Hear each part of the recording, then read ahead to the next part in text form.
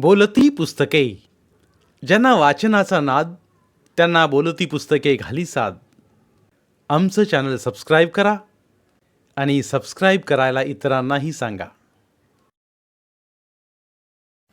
नमस्कार श्रोते मित्र हो, बोलती पुस्तके सादर करीत आहे लेखिका रेखा राव लिखित कथा नातं. उन्हाळ्याचे दिवस. ऊन रणरणत होतं. जमिनीतून जणू गरम वाफा बाहेर पडत होत्या. घामानं अंग चिकचिकीत होतं. तहानेनं घशाला कोरड पडत होती. सकाळपासून एवढी पायपीट करूनही मनासारखी विक्री झाली नव्हती. चारू मनानं आणि तनानं खूप थकली होती. तिनं घरी जाण्यासाठी रिक्षा थांबवली. घाम पुसत तिनं पत्ता सांगितला. घराचं फाटक दिसलं तशी ती म्हणाली, बस ह्या फाटकाजवळ थांबवा. रिक्षा थांबताच त्याला पैसे देऊन तिने जड पिशव्या उचलल्या. शबनम बॅग खांद्याला अडकवून 2 पिशव्या हातात घेऊन ती जड पावलांनी पायऱ्या चढली. कुलूप उघडून आत आली तर समोरच एक पाकिट पडलं होतं. आनंदाचं तर नसेल या विचाराने तिचे डोळे क्षणभर चमकले. हृदयात एक आशेची झंकार उठली. मोठ्या उत्साहानं तिनं पाकिट उचलून त्यावरचा शिक्का पाहिला आणि तिची घोर निराशा झाली. पत्र समीरच्या हॉस्टेलवरून आलं होतं. फीची नोटीस आली होती. ती 15 दिवसात पूर्ण पैसे भरले नाही तर शाळेतून हॉस्टेलमधून नाव कमी केलं जाईल अशी लाल अक्षरात सूचना दिली होती. आता इतके पैसे एकदम कसे उभे करायचे या विचाराने तिला एकदम घेरी आल्यासारखं झालं. समीर मसुरीला शिकत होता. त्याचं शेवटचं वर्ष असल्याने काहीतरी सोय करणं आवश्यक होतं. इतकी वर्षे खात्यात भरपूर पैसे असल्यामुळे प्रश्न पडला नव्हता. परंतु असलेले पैसे काढत राहिलो तर कुठंपर्यंत पुरणार. त्यातून काही महिन्यांपूर्वी संध्याचं लग्न झालं होतं. लग्न रजिस्टर पद्धतीनं झालं तरी रिसेप्शन पंचतारांकित हॉटेलात ठेवल्यानं बराच खर्च झाला होता. शिवाय रीतिरिवाज म्हणून संध्याला दागिने, कपडे, भांडी दिली होती, त्याचा खर्च वेगळाच. शिवाय घर खर्च होताच. संध्याच्या लग्नातही आनंद नव्हताच. तो नक्की कुठे आहे हे माहीत नसल्यामुळे मुलीच्या लग्नाची बातमी कळविताच आली नाही. खूप कामं असल्यामुळे तो येऊ शकला नाही असं काही बाई सांगून चारूनं वेळ मारून नेली होती. पण त्याचा काही पत्ता नसल्यामुळं ती आतून धास्तावून गेली होती. मुलाकडच्या लोकांना घाई असल्याने ते फारसे खोलात गेले नाहीत. परंतु चारूचं मन मात्र शंका कुशंकांनी अस्वस्थ झालं होतं. ज्या वर्षी ही मंडळी नायजेरिया सोडून इथं आली त्या वर्षी तो नियमाने फोन करायचा, पैसे पाठवायचा, पत्रसुद्धा लिहायचा. हळूहळू फोनमधलं अंतर वाढत गेलं. पैसे पाठवणं बंद झालं. बघता बघता फोन, पत्रही बंद झाली. चारूनं फोन केला तर तो वाजत राहायचा. मग कधी कुणी उचलला तर म्हणायचा, कोण हवंय? ते इथं राहत नाहीत. त्या उत्तराने तिचे अवसानच गळून जायचं. याला कुठे शोधायचा, त्याचा पत्ता कसा काढायचा, अशा अनेक विचारांनी ती गर्भगळीत व्हायची. देशात अनेक गदारोळ माजले होते. परकीय नागरिकांवर अनेक बंधने आणली होती. अनेक नियम व नियंत्रणं रूढ केली होती. अशा परिस्थितीत तेथील सरकार किती मदत करेल अशी शंका होती. परकीय नागरिक घाबरून देश सोडून दुसऱ्या देशात स्थायिक होण्याचा प्रयत्न करीत होते. तेव्हाच आनंदाने निर्णय घेतला की आपल्या कुटुंबाला भारतात पाठवायचे व स्वतः एकटे राहून व्यवसाय सांभाळायचा. त्यावर्षी संध्यानं 10वीची तर समीरनं 7वीची परीक्षा दिली होती. पुढील शिक्षणासाठी संध्याला दुसऱ्या देशात जाणं आवश्यकच होतं. तेव्हा आनंद म्हणाला, चारू, तू संध्याचा रिझल्ट येताच राजकोटला जा. मुलांना तेथेच कॉलेजात शाळेत घाल. मी जमेल तसे तिथे येत राहीन. मग पुढे आपल्याला कायमचे हा देश सोडून मायदेशी जावं लागेल या दूरदृष्टीने आनंदने काही वर्षांपूर्वीच फ्लॉट घेऊन मोठा बंगला बांधला होता. दर 2-3 वर्षांनी ही मंडळी हिवाळ्याच्या सुट्टीत येऊन राहून जायची. एरवी घर बंद असायचं. खरं तर आनंदला मागे एकटे टाकून राजकोटला जायचं चारूच्या मनात नव्हतं. परंतु मुलांच्या शिक्षणापायी व इतर परिस्थितीमुळे तिला राजकोटला जायचा निर्णय घ्यावा लागला होता. आनंदने तिची समजूत काढली होती. तू माझी अजिबात काळजी करू नकोस. धंद्यासाठी मला इथे राहणं क्रमप्राप्त आहे. मी रोज फोन करेन, पैसे पाठवीत जाईन. शिवाय आत्तापर्यंत पाठवलेले पैसे बँकेत शिल्लक आहेत. मला जमेल तेव्हा मी जरूर येईन. तू स्वतःची व मुलांची काळजी घे. त्यांच्या शिक्षणाकडे लक्ष दे. डोळे अश्रूंनी भरले होते. चारू जड अंतकरणानं सर्व सोनं नाणं आणि तेथील सर्व वस्तू घेऊन कायमची भारतात परतली होती. संध्याला तिने तिथल्याच कॉलेजात ॲडमिशन घेतली. पण समीरला पुढे लंडनला जायचं असल्यामुळं त्याला मसुरीच्या आंतरराष्ट्रीय शाळेत दाखल केलं. तिथे त्याचे मित्र होते. सुरुवातीला आनंदला फार एकटं वाटायचं. बायको मुलांची फार आठवण यायची. मग तो न चुकता फोन रोज करायचा. नियमाने पत्र लिहायचा. वेगवेगळ्या भेटी पाठवायचा. इकडे चारूवर एकदम जबाबदारी पडल्यानं ती भांबावून गेली होती. घर मांडणं, ओळखी काढणं, मुलांची शिक्षणं, घरचे दैनंदिन व्यवहार पाहणं यात पार गुंतून गेली. दिवस जात होते. आयुष्याच्या नव्या बदलाशी ती जुळवून घेत होती. काही ना काही कारणाने आनंदच्या फोनमधील अंतर वाढू लागले. पत्रही मंदावली. पैसेही नियमित येईनात.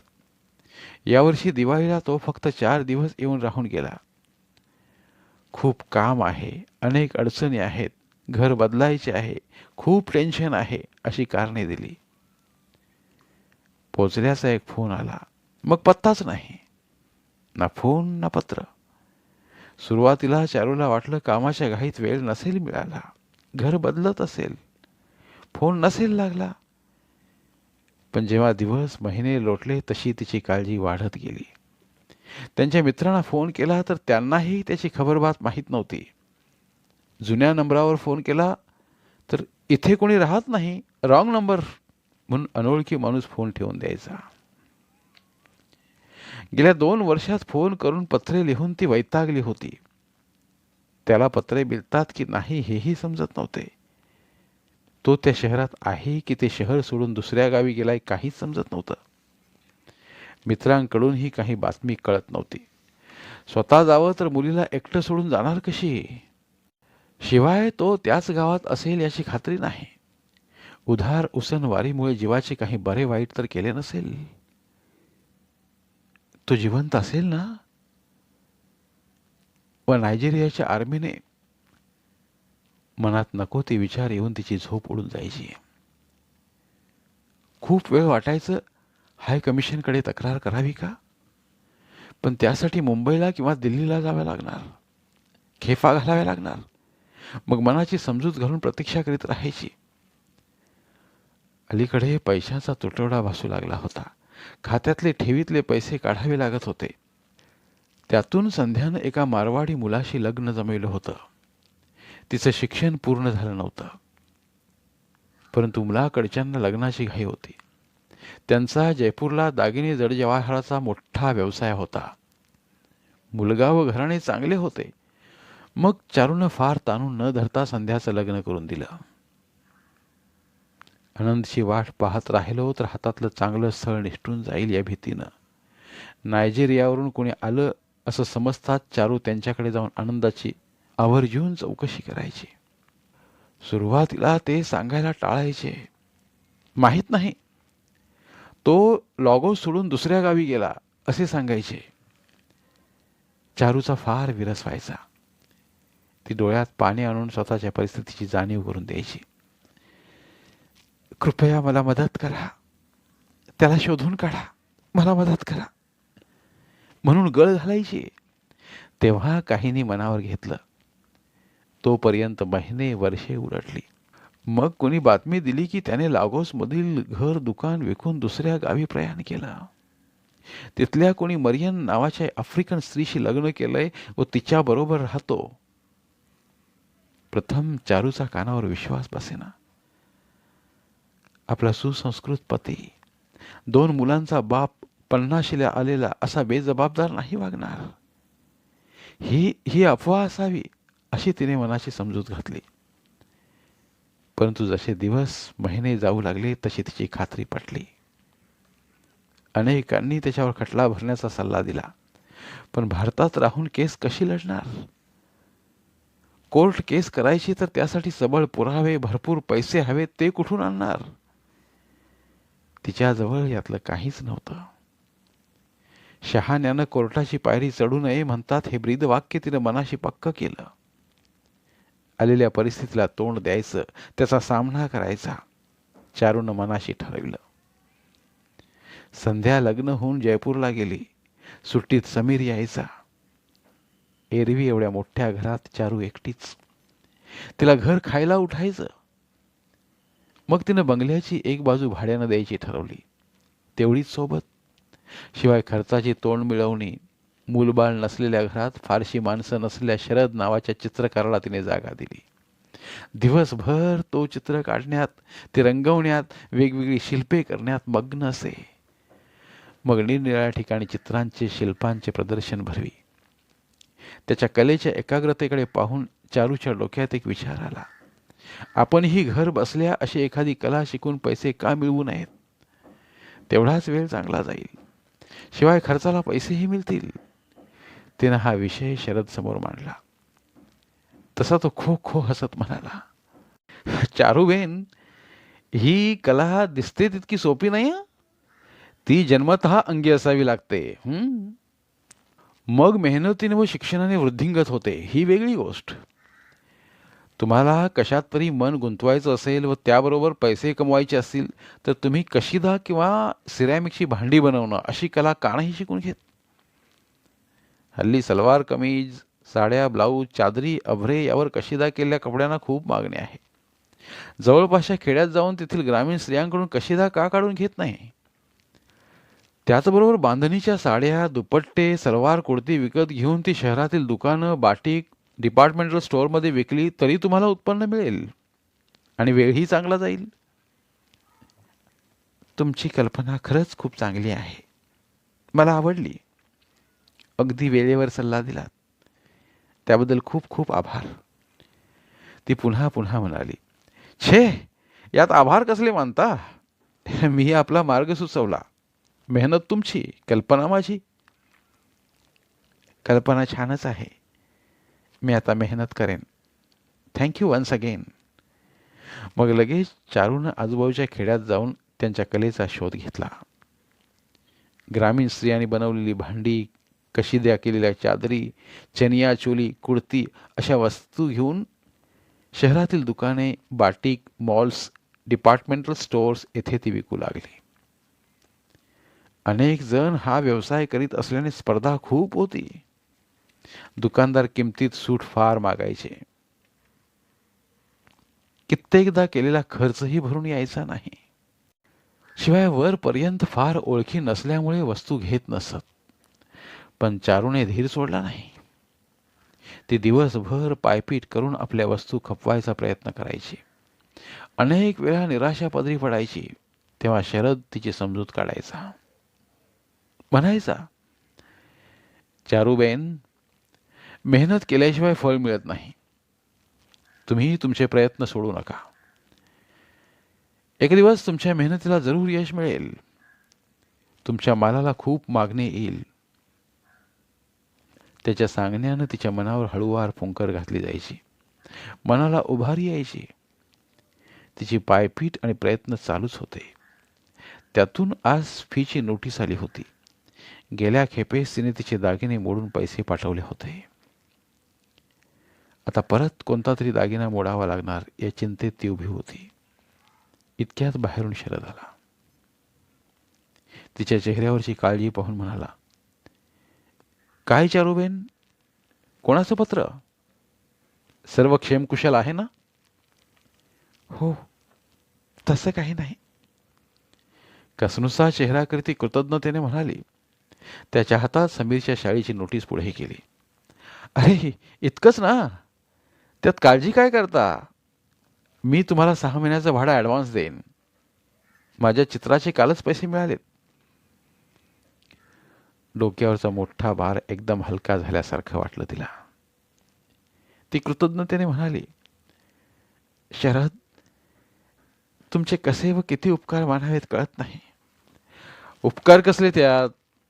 मी घराचं भाडं फक्त ॲडव्हान्स देतो इतकंच. नाहीतर हल्लीच्या दिवसात इतर घरमालक डिपॉझिट शिवाय घर भाडं आगाऊ घेतात. तुम्ही माझी परिस्थिती जाणून काहीच घेतलं नाही.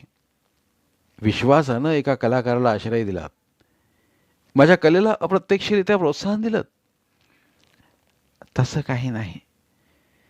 मला मुलं बाळं असलेल्या कुटुंबाला जागा देऊन डोक्याला कटकट नव्हती लावून घ्यायची, म्हणून तुम्हाला जागा दिली. आश्रय, प्रोत्साहन वगैरे काही नाही. ती रोखठोक म्हणाली, हा, तुमचा प्रामाणिकपणा मला आवडला, पण धंद्यात फार प्रामाणिकपणा नडतो हं. आज कशी काय झाली विक्री? म्हणावा तितका प्रतिसाद नाही अजून. माल बघतात मग कळवतो म्हणतात. मोठ्या मोठ्या ओळखी नाहीत. दुकानदारही फारच कमी किंमत मागतात. नफा जाऊ देत, केलेला खर्च तरी भरून यायला नको का? खरं आहे तुमचं म्हणणं. मी असं करतो, तुम्हाला काहीतरी वेगळी आकर्षक डिझाईन्स काढून देतो. ती तुम्ही चादरीवर, कुडतीवर, भांड्यावर काढून घ्या. नफा फार नका ठेवू, थोडीफार जाहिरात करू. एकदा नाव झालं की आपोआप मागणी येईल. मीही माझ्या कस्टमर्सना विचारेन. माझ्या दृष्टीनं मी प्रयत्न करेन. हो, जरूर. तुमचे फार उपकार होतील. मी तुमच्या चांगुलपणाचा फार फायदा घेते ना, पण काय करू? कुणाची साथ नाही, सोबत नाही. फारच नरहस व्हायला होतं. धीर धरा चारुबेन. हळूहळू सगळं व्यवस्थित होईल बरं. तुम्हाला पैसे किती हवेत? हिशेब करून उद्या सांगेन. बरं. अच्छा. म्हणून व्हरांडा ओलांडून त्याच्या दाराकडे वळला. चारू म्हणाली, चहा तरी घेऊन जा. आज नको, तुम्ही खूप थकलात. पुन्हा केव्हा तरी. तो निघून गेला. त्याच्या पाठमोऱ्या आकृतीकडे ती एकटक पाहत राहिली. दुसऱ्या दिवशी सकाळी तो आठवणीने पैसे घेऊन आला. म्हणाला, मी पाठवू की तुम्ही पाठवता? छे, तुम्हाला पुन्हा पाठवायचा त्रास नको, नाहीतर मी बाहेर पडणारच आहे. बँकेतून प्रथम ड्राफ्ट काढून मगच पाठवायला हवा. पैसे देऊन तो जायला वळला. आज तरी चहा घेणार ना? तुमचा आग्रहच असला तर घेईन. दुसरं म्हणजे भाड्याची पावती नको का? सावकाश द्या. आपण कोणी पळून जाणार आहोत? तुम्ही आत येऊन बसा, मी चहा आणते. तो पहिल्यांदाच त्या प्रशस्त हॉलमध्ये आला. आत्तापर्यंत कॉमन व्हरांड्यात त्यांच्या गप्पा व्हायच्या. हॉलची सुरेख सजावट पाहून तो थक्क झाला. वाह, काय सुरेख, काय मस्त. त्याच्या तोंडून नकळत शब्द गेले. इतक्यात चारुबेन ट्रेमध्ये चहा घेऊन आली. त्याचं एकटक निरीक्षण चाललेलं पाहून म्हणाली, चित्रकाराचं अगदी सूक्ष्म निरीक्षण चाललेलं दिसतंय. अगदी तल्लीन होऊन गेलेले दिसतात. वाह, मस्त सजवलाय हॉल. चारुबेन, तुम्ही इथं तर मिनी आफ्रिकाच उभी केलेली दिसते. Kenya, Uganda, Zambia, Nigeria, Tanzania सगळे एकत्र आलेत. तुमच्याजवळ आफ्रिकेचा इतका सुंदर खजिना दडला हे माहीत नव्हतं मला. अजून पाहायचं आहे का? चला, तुम्हाला इतर खोल्यांतून फेरफटका मारून आणते. चला. आम्ही या सर्व देशात फिरून आलोत.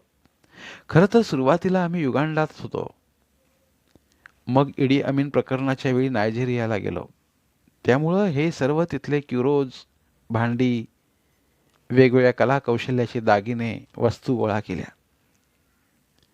ह्यांनाही त्याची खूप आवड, पण हल्ली ते साफ करण्याची ताकद नाही उरली माझ्यात. तिथून सर्व हौसेनं आणलं, पण आता सगळी हौस उमेद गळूनच गेली. दीर्घ सुस्कारा सोडून ती म्हणाली, चारुबेन, तुम्ही तर अगदी म्हाताऱ्या झाल्यासारख्या बोलता. आताच सर्व आशा सोडली तर पुढे कसं व्हायचं? खरं सांगू, मला कशाची उमेद नाही राहिली. एकदा समीचं शिक्षण संपून तो त्याच्या पायावर उभा राहिला की मी सुटले. आज आनंद इथे असते तर ही समस्या माझ्यापुढे उभी राहिली नसती. त्यांचा काही पत्ता लागला का? काही निरोप वगैरे? छे हो, काहीच माहीत नाही. हा माणूस कुठे गेला, कसा विसरला, काही कळत नाही. कधी कधी वाटतं इकडे येऊन चूक केली मी. नशिबात होणारं काही टाळता येत नाही. ते कधी कसं बदलेल सांगता येत नाही. पण आलेल्या परिस्थितीला धैर्यानं सामोरं जाऊन मार्ग काढणं यातच माणसाचं खरं कर्तृत्व दडलंय. तुम्ही हुशार आहात, हिम्मतवान आहात, अजून तरुण आहात, तेव्हा आशा सोडू नका. प्रयत्न करीत राहा. तुम्ही कलाकार ना, बोलता फार छान. ज्याच्यावर प्रसंग येतो ना, तोच खरा जाणतो. त्यालाच खऱ्या वेदना समजतात. मी नुसता बोलत नाही चारुबेन, स्वतः ह्यातून गेलोय. सगळं अनुभवलंय मी. कष्ट, गरिबी, एकटेपणा, प्रेमभंग यातून तावून सुलाखून गेलोय मी. पण आशा सोडली नाही. प्रयत्न, कष्ट चालूच ठेवले. तेव्हा आता कुठे माझ्या कलेला मान्यता मिळत आहे, प्रशंसा होत आहे. चारुबेन, माझी एक विनंती आहे. काय? बोला. मुळीच संकोच धरू नका. मी या आफ्रिकन खजिन्याचा माझ्या चित्रकलेत उपयोग करू शकेन का? का नाही? जरूर करा. तुम्हाला जेव्हा ज्या वस्तू हव्या असतील तेव्हा जरूर घेऊन जा. इथे येऊन बसून स्केचेस काढलीस तरी माझी काही हरकत नाही. मी तुम्हाला एक एक्स्ट्रा चावी देऊन ठेवते. म्हणजे तुम्ही तुमच्या वेळेप्रमाणे, सोयीप्रमाणे इथे बसून किंवा हवी ती वस्तू घेऊन जाऊन तुम्ही चित्र काढा. एवढा विश्वास बरा नाही? तो हसून म्हणाला, सगळीच माणसं विश्वासघाती नसतात. निदान तुम्ही तरी तसे वाटत नाही. Thanks lot. मी निघतो आता. तो उठला. म्हटल्याप्रमाणे शरदनं कशिद्यासाठी वेगवेगळी डिझाईन्स काढून आणून दिली. अनेक सूचना, नव्या कल्पना दिल्या. चारूनं खेड्यात जाऊन तेथील कारागीर स्त्रियांकडून त्या करवून घेतल्या. वेगवेगळ्या आकाराची रंगीत भांडी, अभरे, चादरी, कुर्ती, साड्या बनवून घेतल्या. एक दिवस बोलता बोलता शरद म्हणाला, चारुबेन, मला एक कल्पना सुचली आहे. मग सांगा ना. मी इथल्या एका शाळेत हॉलमध्ये माझी चित्रांचे व शिल्पांचे प्रदर्शन भरवतोय. त्यात तुमच्या कशिदा केलेल्या वस्तू, कपडे, भांडी ठेवावीत म्हणतो. या सर्व वस्तू कौशल्याने व नाविन्यपूर्ण रीतीने मांडल्या तर अनोखे आगळे वेगळे प्रदर्शन होईल. गावातल्या प्रतिष्ठित लोकांना, वार्ताहरांना, दुकानदारांना, कलाकारांना कार्ड छापून आमंत्रण देऊया. एक्झिबिशन कम सेल म्हणून सर्वत्र जाहिरात करूया. बघू कसा काय प्रतिसाद मिळतो ते. कल्पना छान आहे, पण खर्च पुष्कळ येईल. तुम्ही त्याची चिंता करू नका. तुमच्या वस्तू तयार ठेवा. बरं, चालेल. मग दोघं तयारला लागले. रोज रात्र रात्र बसून हॉलमध्ये वस्तूंची विविध प्रकारे मांडणी करून प्रात्यक्षिक करून पाहू लागले. याच सुमारास समीर काही दिवस सुट्टीत घरी आला. चारुबेनचं शरदबरोबर उठणं बसणं, मन मोकळ्या गप्पा मारणं, त्यांचं वेळी अवेळी घरात येणं समीरला आवडत नसे. त्याच्या डोळ्यांतून त्याची तीव्र नाराजी स्पष्टपणे दिसून येई. शरदनं त्याला काही विचारलं तर तुटक उत्तर देऊन निघून जाई. चारूच्या लक्षात आलं तसं तिनं त्याला समजावण्याचा प्रयत्न केला. समीर, तुझा शरदवर एवढा राग का? तो तुझ्याजवळ इतका प्रेमळपणे बोलण्याचा प्रयत्न करतो आणि तू तुसड्यासारखा त्याच्याशी वागतोस, उद्धट उत्तरे देतो, असं का? ममा, भाडेकरूनं त्याच्या पायरीप्रमाणे वागावं. तू त्याला भलताच डोक्यावर चढवून ठेवलास. मला नाही आवडत. अरे समीर, त्याला डोकावर चढवण्याचा प्रश्नच कुठे येतो. तो व मी लवकरच एक प्रदर्शन भरविणार आहोत. त्याची मांडणी कशी करावी, कसं केलं तर चांगलं दिसेल याची प्रात्यक्षिका करून पाहतो आम्ही. त्यात गैर काय? कबूल आहे, पण त्याचा वाटेल तसा गैरफायदा घेऊ नये. प्रत्येकाने त्याची पायरी ओळखून वागावं. तो तडकला. हे बघ समीर, कुणी कुणाचा गैरफायदा घेतला नाही. एकमेकांशी कसं वागावं हे समजण्याइतके आम्ही दोघे सुज्ञ व समंजस आहोत. तो माझ्याहून चांगला 8-10 वर्षांनी लहान आहे. तेव्हा डोक्यात काहीतरी वाईट विचार आणू नकोस. मला तुझ्याकडून एक्सप्लेनेशन नकोय. मी आता मोठा झालोय, मला समजतंय सारं. हो का? मग हेही माहीत असेल की तुझे डॅडी तुला, मला, या घराला पूर्णपणे विसरलेत. त्यांनी या घराशी संबंधच तोडलाय. मग हे घर, तुझं शिक्षण, बोर्डिंग स्कूलची महागडी फी, तुझी मम्मा एकटी कशी चालवत असेल? कधी विचार डोक्यात आलाय? तुझी मम्मा राब राब राबते ते केवळ शरदच्या मदतीमुळे, प्रोत्साहनामुळे. नाहीतर तुझे प्रिय डॅडी आम्ही जिवंत आहोत की मेलोत याची सुद्धा आठवण नाही त्यांना.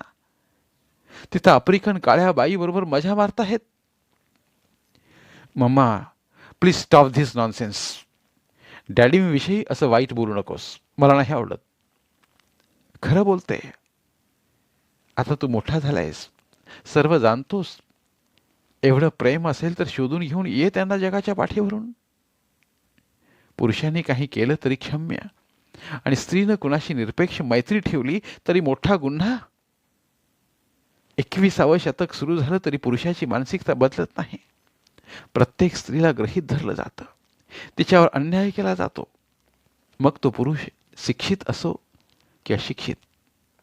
हा केवळ तुझा दोष नाही, समाजाची मानसिकताच तशी आहे. डोळ्यातले अश्रू थोपवीत संतापाने थरथरत ती म्हणाली. राग, द्वेष, मत्सर, प्रेम, साऱ्याच भावना एकवटून डोळ्यांद्वारे बाहेर पडल्या. तिनं साऱ्या भावनांना मोकळी वाट करून दिली.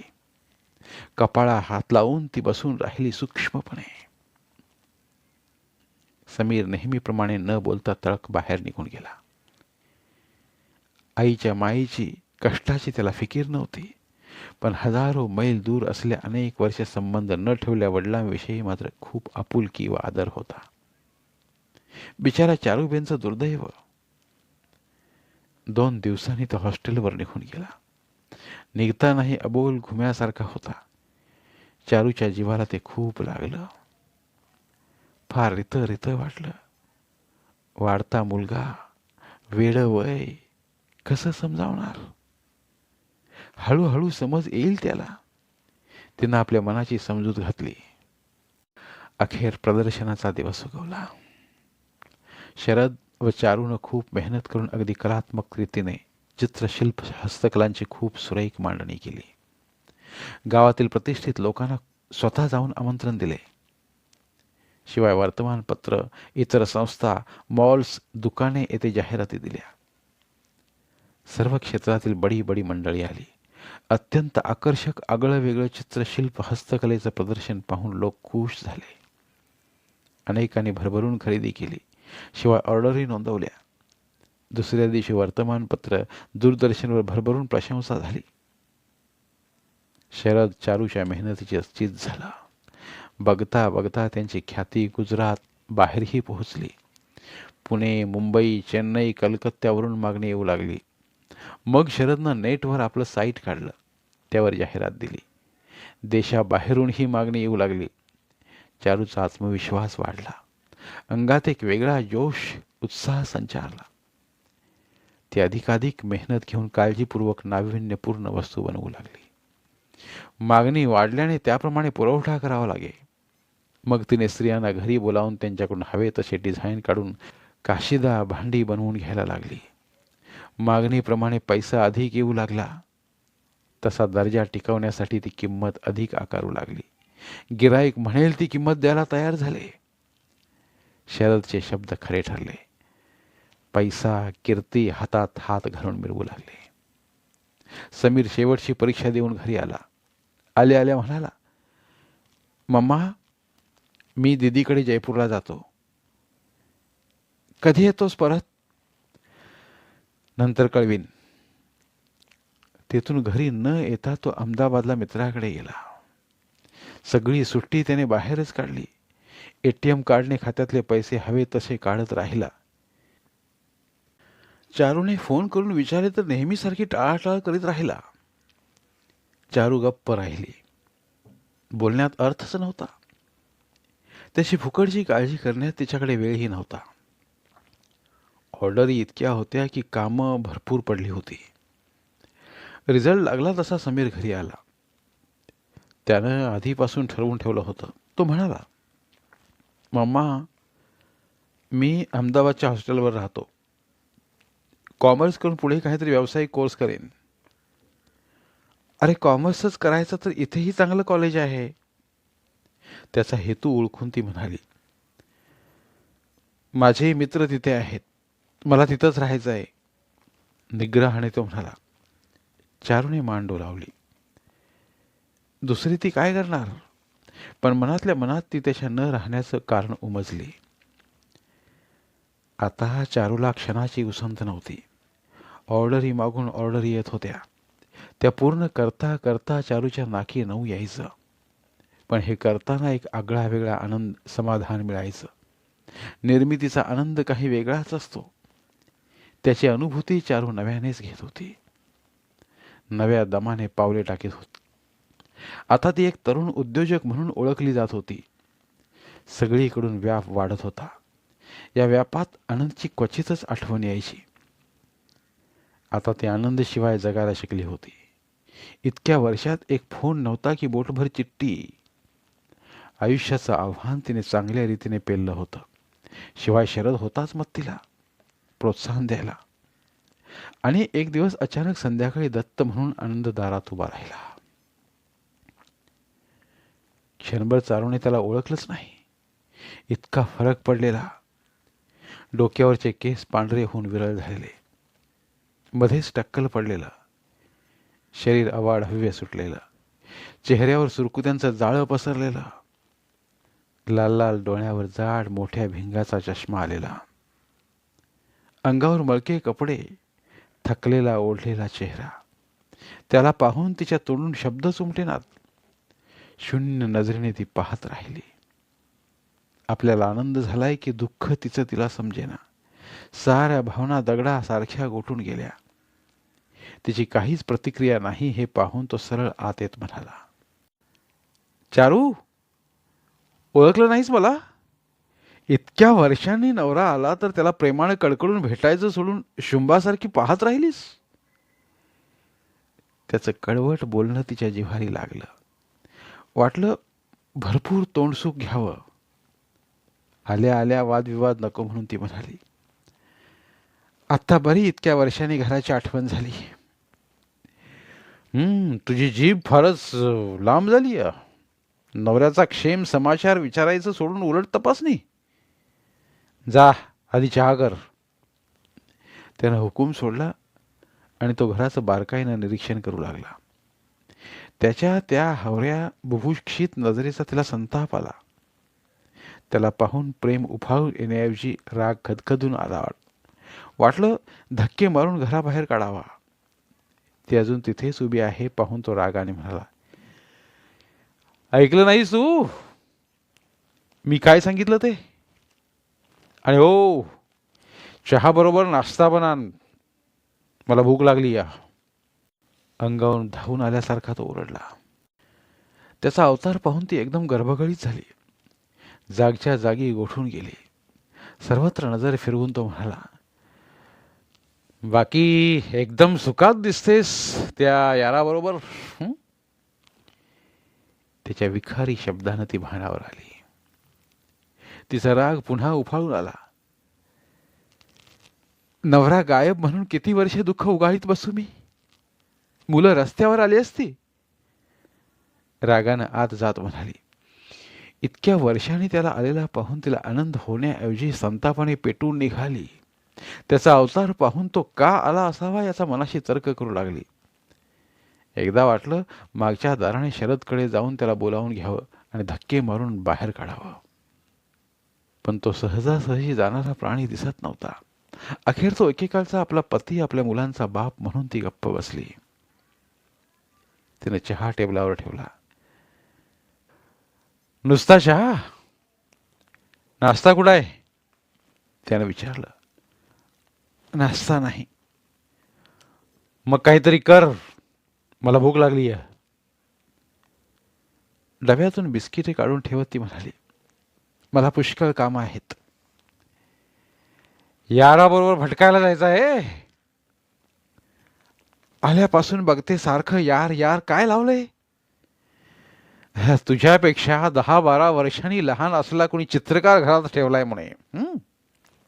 त्याच्याबरोबर हिंडतेस, परगावी सुद्धा जातेस म्हणे. हो.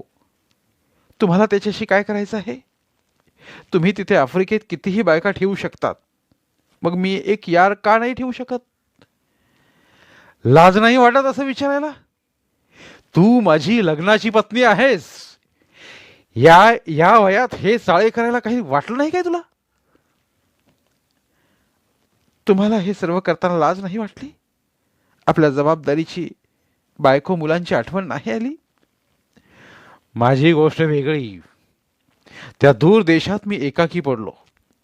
कुणाच्या आधाराची, सोबतीची गरज भासली. परिस्थितीच तशी होती. शिवाय मी एक पुरुष आहे हे विसरू नकोस. वा, तुम्ही पुरुष आहात म्हणून वाटेल ते चाळे करायला मोकळे, आणि मी केवळ स्त्री म्हणून 4 भिंतीत मन मारून राहावं? माझ्या परिस्थितीचा, मनाचा विचार करा. 2 शिकणारी मुलं, तुमचा ठाव ठिकाणा नाही, खर्चाला पैसे नाहीत. अशा परिस्थितीत शरदच्या मदतीनं मी हा बिझनेस सुरू केला. आज तो चांगला चालला आहे. ते केवळ त्याच्या प्रोत्साहनामुळं, मार्गदर्शनामुळं. तो माझा तसा कुणी नाही. तुम्ही समजता तसे आमचे संबंध नाहीत. तो माझा केवळ हितचिंतक, एक चांगला मित्र, मार्गदर्शक आहे. मग त्या नात्याला तुम्ही हवं ते नाव द्या. एका परक्या पुरुषाचं स्त्रीशी याहून वेगळं नातं काय असू शकतं? त्यानं डिवचलं. का? मैत्रीचं नातं असू शकत नाही? मैत्री केवळ समलिंगात असावी असा नियम आहे? भिन्न लिंगात निरपेक्ष मैत्री असू नये, असली तर काय वाईट आहे? पण तुमच्यासारखे पुरुष ते समजू शकणार नाहीत, कारण तुमची मानसिकताच भिन्न आहे. तुमच्याशी वाद घालण्यात काहीच अर्थ नाही. तुम्ही वाटेल ते बोला, मला ऐकायला वेळ नाही. मुठ्ठी आले मला समजावणारे. 4 पैसे कमावते काय, फारच मिजाज चढली. मलाही वेळ नाही. मला 1000 रुपये दे लवकर, मी चाललो. काय? कशाला? माझ्याजवळ नाहीत. नसायला काय झालं? एवढा मोठा धंदा करतेस? तो तिच्या कमरेची कपाटाची चावी काढायला पुढे सरसावला.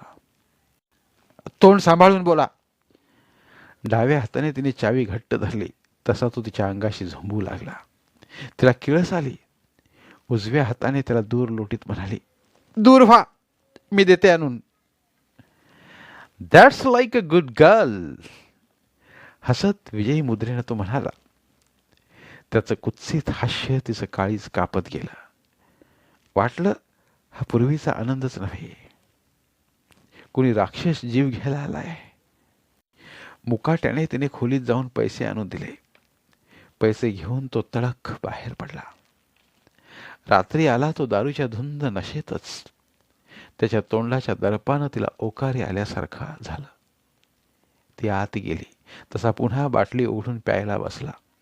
पितानाही त्याची सारखी बडबड चालू होती. बाटलीतील दारू संपली तशी त्याची ओरड सुरू झाली. चारू, चारू, जेवण कुठे आहे? आज जाऊन झोपलीस की काय? उठ उठ, वाढ मला. तिने मुकाट्याने जेवण टेबलावर ठेवले.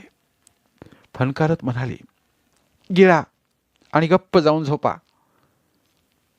वाह, इतक्या दिवसांनी आलो तर. त्याच्या बडबडीकडे दुर्लक्ष करीत ती स्वतःच्या खोलीत निघून गेली. बराच वेळ झोप लागली नाही. तिचे कान व डोळे आनंदचे वेध घेत होते. बाहेर असंबंध बडबड आदळअपट चालूच होती. तिच्या छातीत भीतीचा गोळा उठला. ती कूस बदलत पडून राहिली. कधीतरी डोळा लागला. मध्यरात्री दारावरच्या जोराजोराच्या थापांनी तिला एकदम जाग आली. आनंद तोंडाने बडबड करीत दारावर लाथाबुक्क्याने प्रहार करीत होता. तिला त्याची कीव आली. त्याच्याकडे लक्ष न देता पडून राहिली. पहाट झाली तशी ती दार उघडून बाहेर आली.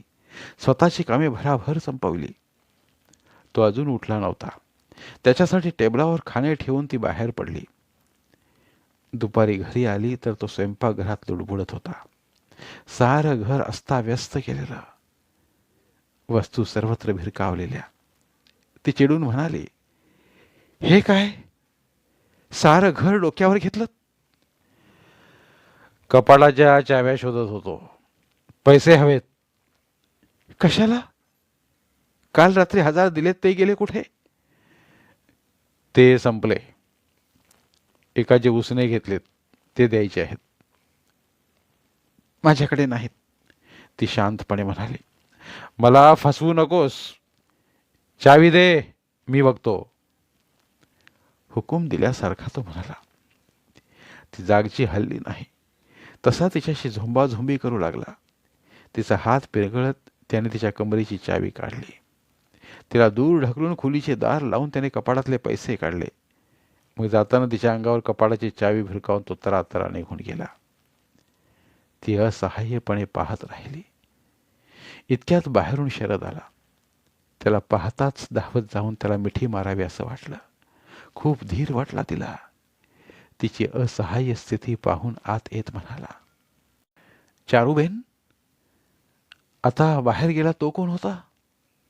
तुम्ही अशा का भांबावले आहेत? काय झालं? तो तो माझा नवरा आनंद होता. काय? अभिनंदन. इतक्या वर्षांनी का होईना तुमची घरची आठवण झाली म्हणायची. आठवण कसली? पैशाच्या वसुलीला आलाय तो. वाटेल ते बोलतोय. पूर्वीचा आनंद नाहीये तो.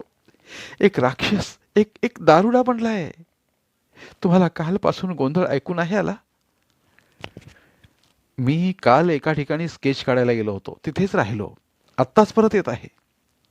बरं झालं. सारा तमाशा पाहायला तुम्ही नव्हता इथे ते. अहो, माझ्या जीवात जीव नव्हता. फार घाबरले मी. शरद सुन्न झाला. म्हणाला, तुम्हाला खूप सावध राहिलं पाहिजे. जवळचे सारे पैसे संपले असतील म्हणून वसूलला आले असतील. हो, तसाच प्रकार वाटतोय.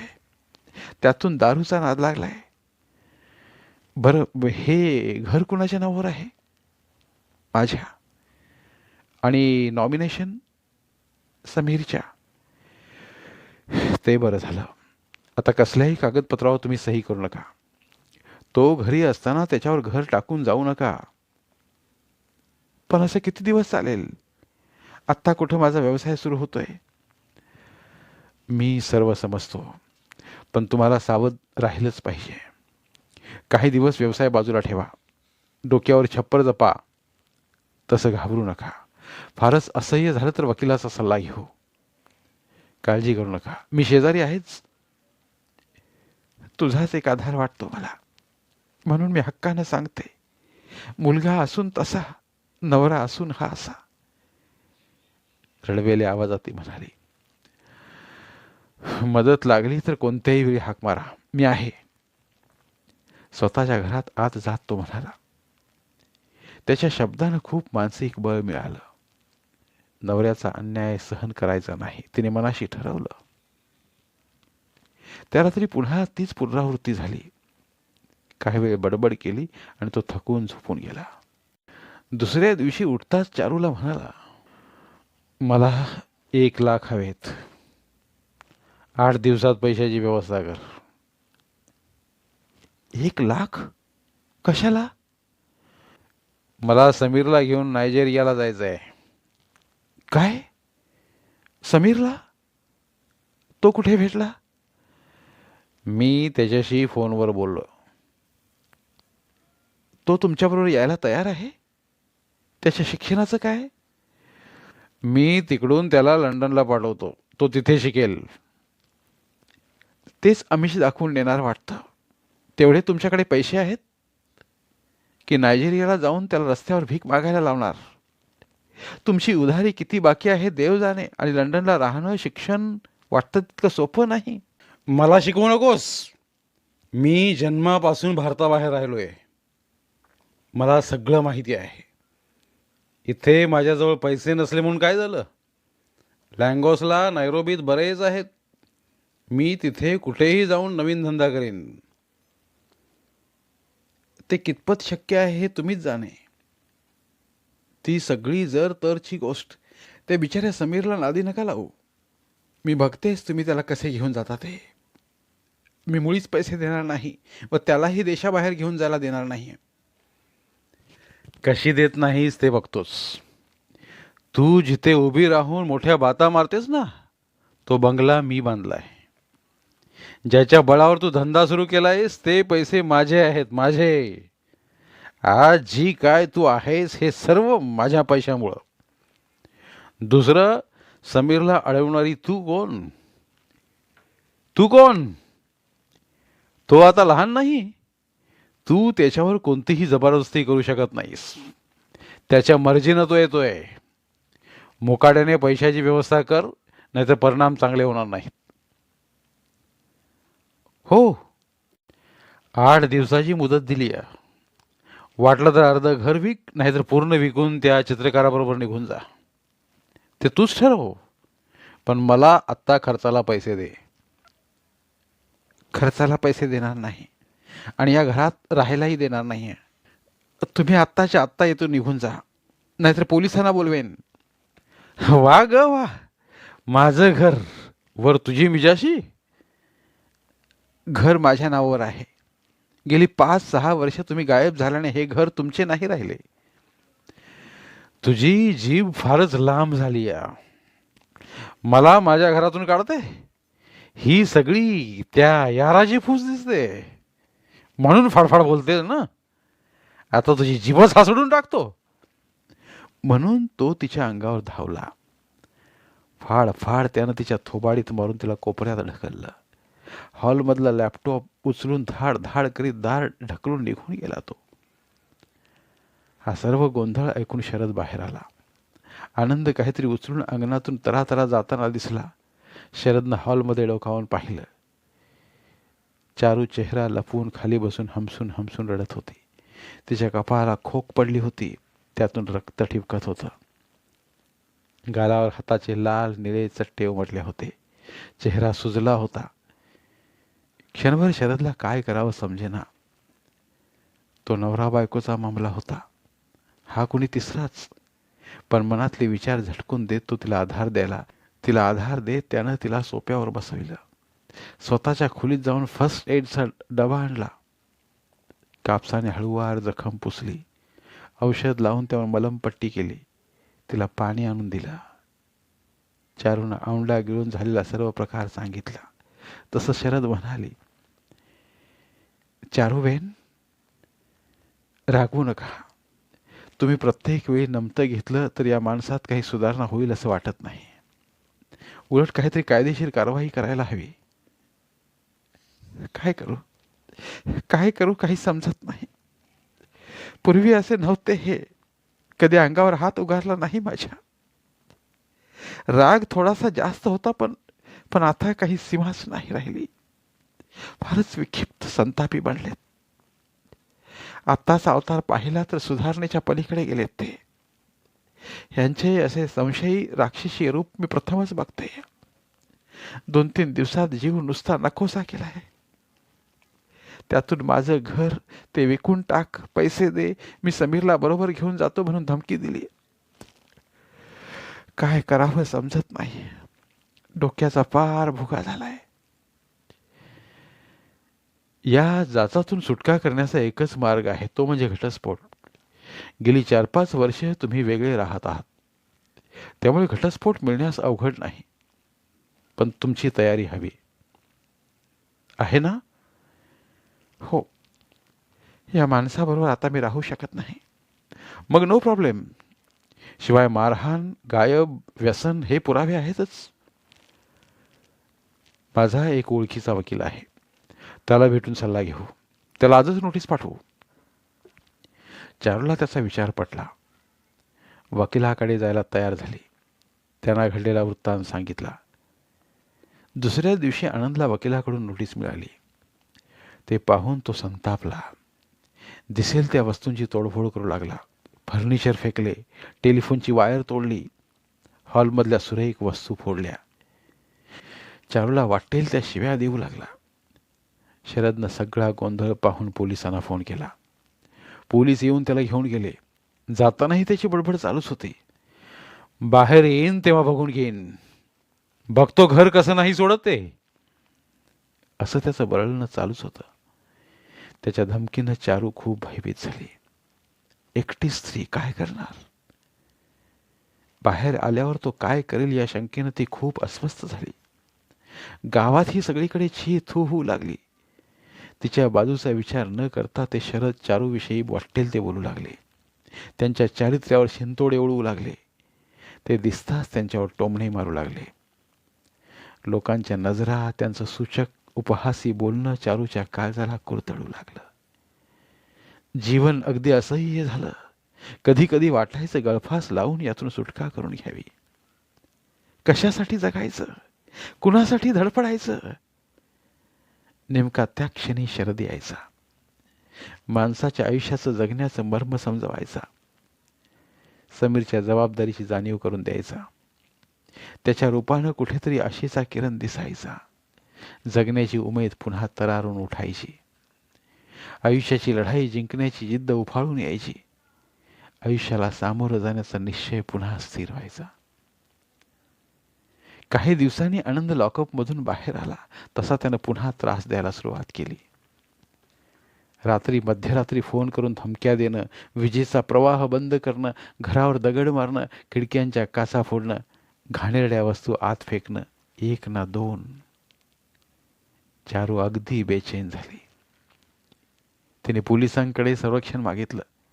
त्याने घरावर व आनंदवर कडक पहारा ठेवला. एक दिवस काही गुंडांसह तो घराची तोडफोड करायला आला. तेव्हा पोलिसांनी पकडलं. पुन्हा लॉकअपमध्ये टाकलं. प्रश्नांचा भडीमार केला. खूप मारहाण केली. आनंद कंटाळला. चारू सहजासहजी आपल्या मागण्या पूर्ण करणार नाही हे त्याच्या लक्षात आलं. मग त्याने केनियातील मित्रांची व काही नातेवाईकांची मदत घेतली. लॉकअपमधून बाहेर येताच एक दिवस तो न सांगता गायब झाला. खूप महिन्यांनी चारूनं मोकळा श्वास घेतला. नवऱ्याचं अवचित आगमन तिला फार जड व महाग पडलं होतं. ज्याच्या प्रतीक्षेत ती अनेक वर्ष झुरत होती त्यानं तिला येऊन सुख देण्याऐवजी तिचं जीवन असह्य करून टाकलं होतं. या सर्व गोंधळात समीरचा क्षेम समाचार घ्यायला विसरली होती. तिला अचानक त्याची आठवण झाली. तिने हॉस्टेलवर फोन लावला. तेव्हा तिला समजलं की तो कॉलेज व हॉस्टेल सोडून वडिलांबरोबर निघून गेला. चारूच्या डोक्यावर जणू आभाळच कोसळलं. ज्याच्यासाठी एवढा आटलाबिटला केला तो न सांगता निघून गेला. आता कुणासाठी, कशासाठी जगायचं? आता सगळेच मार्ग बंद झाले या विचाराने तिला नैराश्यानं घेरलं. ती खूप उदास, दुःखी झाली. काही न करता तासन तास सुन्न बसून राहिली. तिचं दुःख समजून शरद म्हणाला, चारू, सर्व मार्ग बंद झाल्यावर दुसरा मार्ग आपणच शोधून काढायचा असतो आणि मला तो दिसतोय. तू म्हणतेस कुणासाठी जगायचं, कशासाठी जगायचं? स्वतःसाठी, माझ्यासाठी. चारू ही एकेरी हाक ऐकून ती दचकली. अचानक भानावर येऊन म्हणाली, काय? होय, मी मनापासून म्हणतोय. का कोण जाणे गेले कित्येक दिवस हा विचार माझ्या डोक्यात घोळत होता. मी सांगायला, उच्चारायला घाबरत होतो. पण शरद, मी तुझ्याहून मोठी आहे. 2 मोठ्या मुलांची आई आहे. तरी सुद्धा तुला चालेल. मला सर्व माहीत आहे. सगळा विचार करूनच मी हे बोलतो आहे. चारू, समाजात प्रतिष्ठेनं जगायचं असेल तर आपल्या नात्याला मान्यता हवी. एरवी आपलं नातं कितीही निखळ मैत्रीचं असलं तरी समाज ते मान्य करणार नाही. लोक बोलतच राहतील. त्या नात्याला मान्यता हवी तर लग्न हा एकच उपाय आहे. आणि दुसरं असं की तुझ्याप्रमाणे मलाही कुणाचा तरी आधार सोबत हवी. माझी कला तुझ्या सहवासात फुलायला लागली आहे. तुझ्यातला कलावंतही जागा झालाय. आपल्याला एकमेकांची गरज आहे. लग्न म्हणजे केवळ शरीरधर्म नव्हे, दोन मनांचं, दोन कलाकारांचं मिलन. आपण दोघं एकत्र येण्यानं त्या कलेला वेगळाच आविष्कार मिळेल. खूप विचार करून हा प्रस्ताव आज तुझ्या पुढे मांडतो आहे. तू विचार कर. तुला चालेल ना? हे काय विचारणं झालं? माझ्यासारखी भाग्यवान मीच म्हणून आनंदानं त्याच्या मिठीत विसावली. एखाद्या नववधूसारखी त्यानंही तिला आपल्या बाहूत घट्ट बंद केलं. अनेक वर्षानंतर इतका निकटचा पुरुष सहवास, स्पर्श तिला मोहरून गेला. तिची काया शहारली. तिच्यातला कण न कण जागा झाला. धन्यवाद. पुन्हा भेटूया एका नवीन कथेसह.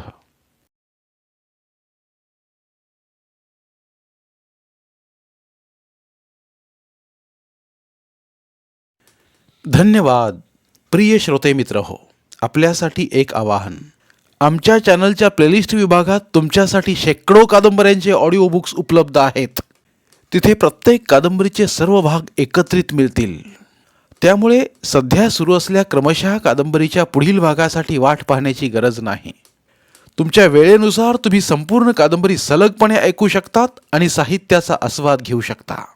कृपया आमच्या चॅनलच्या होमपेजवर जाऊन प्लेलिस्ट चेक करा आणि तुमची आवडती कादंबरी निवडा. धन्यवाद.